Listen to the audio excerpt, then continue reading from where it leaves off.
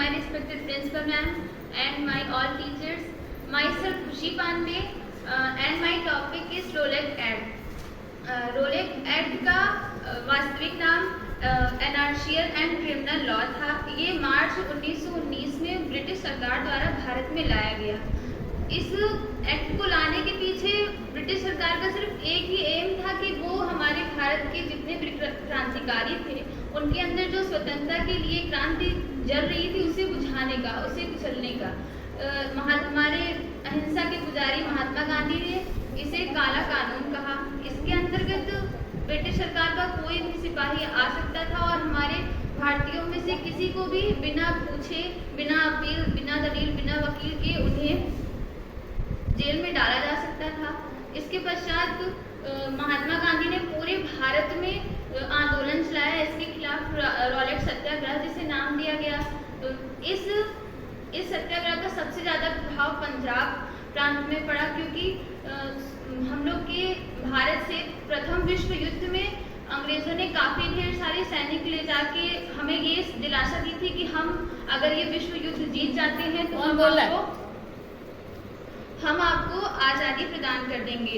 उसके लिए भी पंजाब में काफ़ी असंतोष फैला हुआ था कि ये विश्व युद्ध जीते या हारे, लेकिन इन्होंने हमारे यहाँ से कितने ढेर सारे सैनिक लेके गए, प्लस इन्होंने हमें आज़ादी भी नहीं प्रदान की। ये भी उनके मन में एक आक्रोश जमा हुआ था। उसके पश्चात उन्होंने ना हमें आज़ादी प्रदान की, उल्टा उन्होंने हमारे ऊपर रोलेट एक्ट थोप दिया।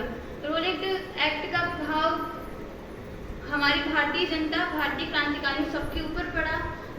इसी के परिणाम स्वरूप जलियांवाला बाग हत्याकांड हुआ, जिसे हमारे आधुनिक इतिहास में एक सबसे घटिया से घटिया घटना कहा जा सकता है।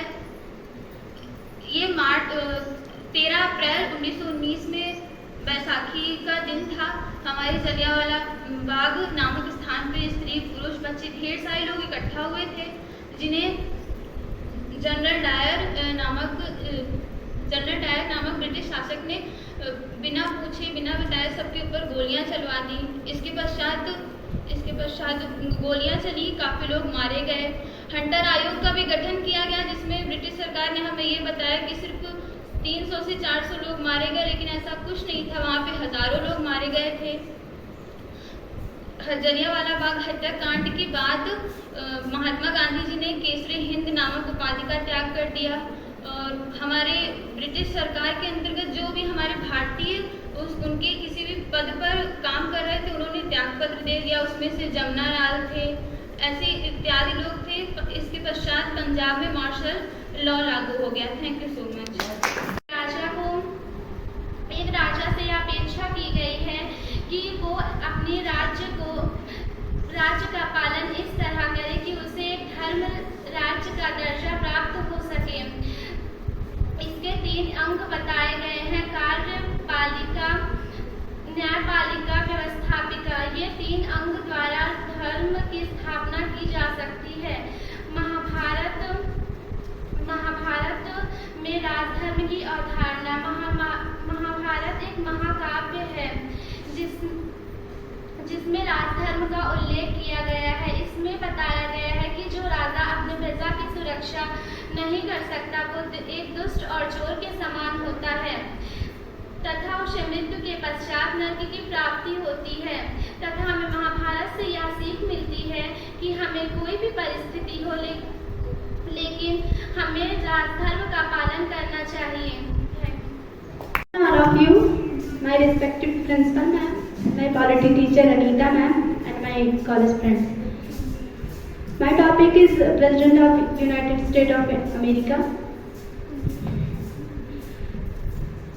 अमेरिका का राष्ट्रपति निश्चित रूप से ही विश्व का सबसे शक्तिशाली राष्ट्रपति होता है, राज्याध्यक्ष होता है। संविधान में दी गई व्यवस्था के अनुसार कार्यपालिका की समस्त शक्तियां राष्ट्रपति में ही निहित होती हैं। राष्ट्रपति का कार्यकाल 4 साल का होता है। इससे संबंधित कुछ जानकारियां हमें मिली हैं। उनको सालाना वेतन जो है लगभग 3,29,75,760 के तकरीबन दिया जाता है। इसके अतिरिक्त उन्हें अपने पद का दायित्व संभालने के लिए अपने वेतन के अतिरिक्त 41,00,000 21,960 तक का वेतन दिया जाता है। अमेरिका के राष्ट्रपति से संबंधित अमेरिका के महान विचारक प्रोफेसर लास्की ने अपना मत देते हुए कहा है, उन्होंने कहा है कि अमेरिका का राष्ट्रपति न राजा से कम है और न ही उससे अधिक। उन्होंने कहा है कि अमेरिका के राष्ट्रपति अब भारत की संयुक्त प्रधानमंत्री या हो या राष्ट्रपति की शक्तियाँ हो, उससे सर्वोच्च उसकी शक्ति है। विश्व का सबसे विकसित देश है संयुक्त राज्य अमेरिका। सभी को गुड आफ्टरनून। मेरा नाम त्रिशा विश्वकर्मा है और मेरा टॉपिक है आज का चौरी चौरा कांड और आंदोलन का अंत। गांधी जी ने ब्रिटिश शासन के खिलाफ 1 अगस्त 1922 को असहयोग आंदोलन चलाया और उन्होंने इस आंदोलन के अंतर्गत ब्रिटिश वस्तुओं, व्यवस्थाओं और संस्थानों का बहिष्कार करने का फैसला लिया। चौरी चौरा कांड उत्तर प्रदेश के गोरखपुर के चौरी चौरा नामक स्थान में घटित हुआ। इस घटना में असहयोग आंदोलन के प्रदर्शनकारी और पुलिस के बीच मतभेद हुई। चौरी चौरा कस्बे में 5 फरवरी 1922 को स्वयंसेवकों ने बैठक ली और जुलूस निकालने का फैसला लिया। उन्होंने जुलूस निकाला और पुलिस ने इसका विरोध किया। पुलिस ने बलपूर्वक इस जुलूस की शक्ल में लोगों को बलपूर्वक उन पर अत्याचार किया और उन पर गोली फायर कर दी। लोगों की भीड़ में भगदड़ मच गई गोली लगने की वजह से और मौके पर ही 11 स्वयंसेवकों की गोली लगने से वे शहीद हो गए और कई स्वयंसेवक घायल हो गए। जब पुलिस की गोलियां खत्म हो गई और वे थाने की ओर भागने लगे और थाने को अंदर से बंद कर दिया और थाने के अंदर छिप गए, तब प्रदर्शनकारी पुलिस थाने की ओर भागे और उन्होंने सूखी लकड़ियां केरोसिन तेल की मदद से पुलिस थाने में आग लगा दी। यह घटना दोपहर के 1:30 बजे से शाम 4 बजे तक घटित हुई और इस घटना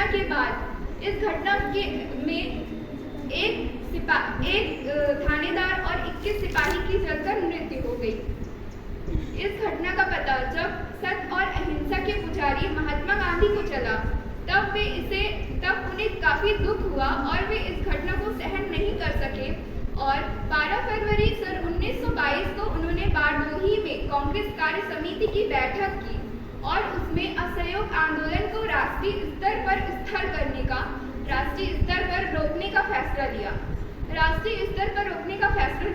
और सुभाष चंद्र बोस, लाला लाजपत राय, मोतीलाल नेहरू जैसे कई अन्य नेता इस पक्ष में बिल्कुल भी नहीं थे, उनके इस फैसले में बिल्कुल भी नहीं थे और अपनी नाराजगी व्यक्त करते हुए मोतीलाल नेहरू और चित्तरंजन दास ने अपनी नाराजगी व्यक्त की और स्वराज पार्टी की स्थापना करने का फैसला लिया। उन्होंने स्वराज पार्टी की स्थापना कर दी। इसका प्रभाव सभी नेताओं पर पड़ा, हिंदू मुस्लिम एकता पर भी पड़ा। इसका प्रभाव हिंदू मुस्लिम एकता पर इस प्रकार पड़ा कि अली बंधु और मुस्लिम नेताओं को तो शुरुआत से ही गांधी जी के इस असहयोग आंदोलन में विश्वास नहीं था। उन्हें एक कारण मिल गया था कि वे इस असहयोग आंदोलन के द्वारा कांग्रेस से विमुख हो गए। उन्हें एक कारण मिल गया कि असहयोग आंदोलन स्थगन हो गया और उन्हें इसमें बिल्कुल विश्वास नहीं था उनके इस असहयोग आंदोलन में और इस कारण से वो कांग्रेस से निकल गए, विमुख हो गए। गांधी जी ने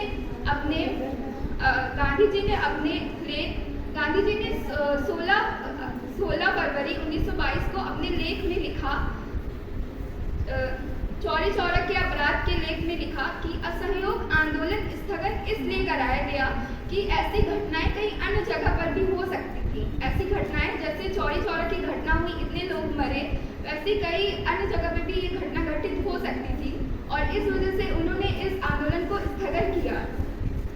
गांधी जी ने वो एक तरफ तो पुलिस कर्मियों को इसका जिम्मेदार ठहराया, क्योंकि पुलिस कर्मियों के उकसाने से ही लोगों ने प्रदर्शनकारियों ने ऐसा कदम उठाया कि इतनी भगदड़ मच गई और लोगों की मृत्यु भी हो गई। तो गांधी जी ने इसका एक तरफ तो पुलिस कर्मियों को उठाया और दूसरी तरफ उन्होंने प्रदर्शनकारियों से ये अपील की कि आप लोग अपने आप को पुलिस के हवाले कर दीजिए। गांधी जी को 6 फरवरी 1922 को 10 मार्च 1922 को उन पर राजद्रोह का मुकदमा चलाया गया और उन्हें गिरफ्तार कर लिया गया। उनका स्वास्थ्य ठीक ना होने के कारण उन्हें 6 वर्ष पूर्व ही रिहा कर दिया गया। धन्यवाद। आप सभी का मेरा हार्दिक स्वागत एवं अभिनंदन है इस कार्यक्रम में। आज का मेरा शीर्षक है राजनीतिक दल क्या है। राजनीतिक दल नागरिकों का एक ऐसा समूह है, राजनीतिक दल नागरिकों का एक ऐसा समूह है जिनका अपना एक विचारधारा होता है और ये अपने विचारधारा के समर्थन में जनमत इकट्ठा करते हैं, हाथ एकत्र करते हैं और चुनाव लड़ते हैं और अपना सत्ता स्थापित करने का प्रयास करते हैं। राजनीतिक दल के प्रकार, राजनीतिक दल 3 प्रकार के हैं, एकदलीय, द्विदलीय एवं बहुदलीय।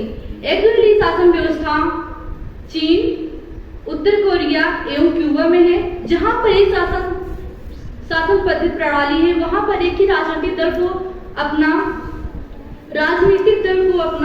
किसी भी प्रकार की चुनौतियों का सामना नहीं करना पड़ता और वहां पर इसके परिणाम स्वरूप वहां पर राजनीति का उद्भव बहुत ही कम हो पाता है।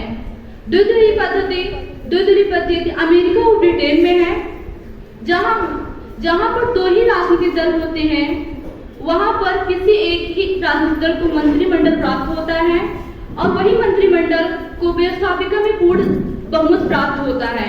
जहां पर 2 ही राजनीतिक दल होते हैं, वहां पर जनता को उस देश की जनता को बहुत ही ज्यादा परेशानी उठानी पड़ती है। कभी कभी ये होता है कि जनता को दोनों ही प्रतिनिधि पसंद नहीं आते हैं कि फिर भी किसी एक प्रतिनिधि को चुनना पड़ता है। बहुदलीय पद्धति जैसे कि हमारे देश में है, भारत में है और इसके अलावा फ्रांस और इटली में है। बहुदलीय पद्धति में जनता को अपने पसंद अनुसार प्रतिनिधियों को चुन सकते हैं और उनका शासन हो सकता है। Respected principal ma'am and my teacher, my topic is राजधर्म। प्राचीन भारतीय राजनीति के समय से ही राजधर्म सदैव चर्चा का विषय रहा है। राजधर्म एक संस्कृत शब्द है जिसका प्रयोग शासकों के कर्तव्यों के लिए किया जाता है। यह अवधारणा क्षत्रिय वंश के शौर्य, वीरता और बहादुरी से आंतरिक रूप से जुड़ी हुई है। मनु और कौटिल्य के अनुसार राजधर्म का अर्थ है राज्य की सत्ता का संचालन धर्म के नियमों और सिद्धांतों द्वारा किया जाना ही राजधर्म है।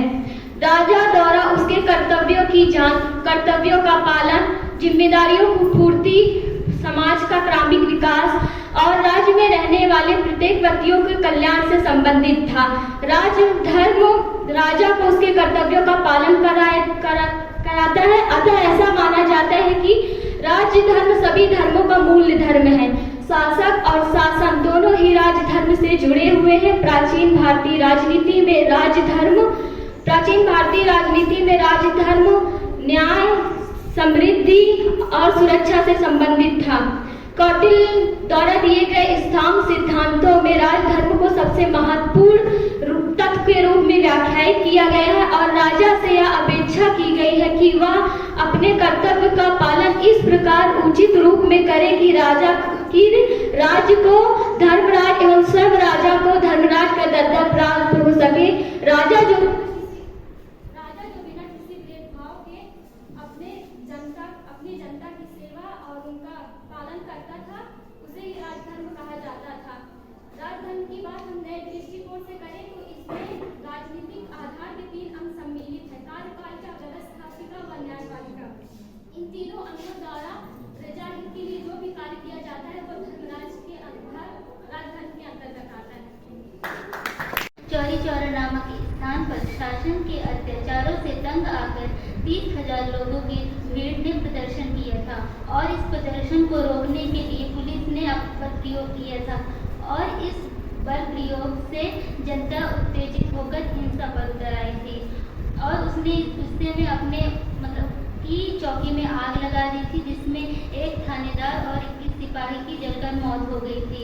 इस अग्निकांड में जो मरे हुए लोग थे, इससे महात्मा गांधी जी बहुत दुखी हुए थे और वो इस सब को सहन नहीं कर सके थे। इसलिए गांधी जी ने 12 फरवरी सन 1922 को कांग्रेस कार्य समिति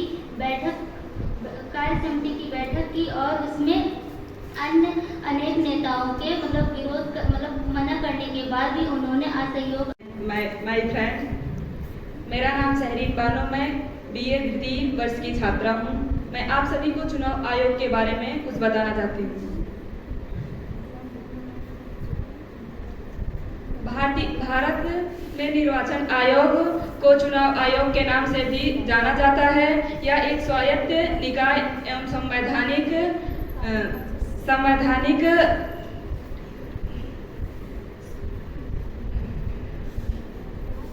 राज्य संघ का चुनाव कराता है। भारत में चुनाव आयोग का गठन 25 जनवरी 1950 को हुआ था और इसका सचिवालय नई दिल्ली में है। सबके सामने मेरा टॉपिक है प्रेशर ग्रुप दबाव समूह। दबाव समूह लोकतंत्र का एक अभिन्न अंग है। दबाव समूह आधुनिक लोकतंत्र का एक अभिन्न अंग है, जिसके अंतर्गत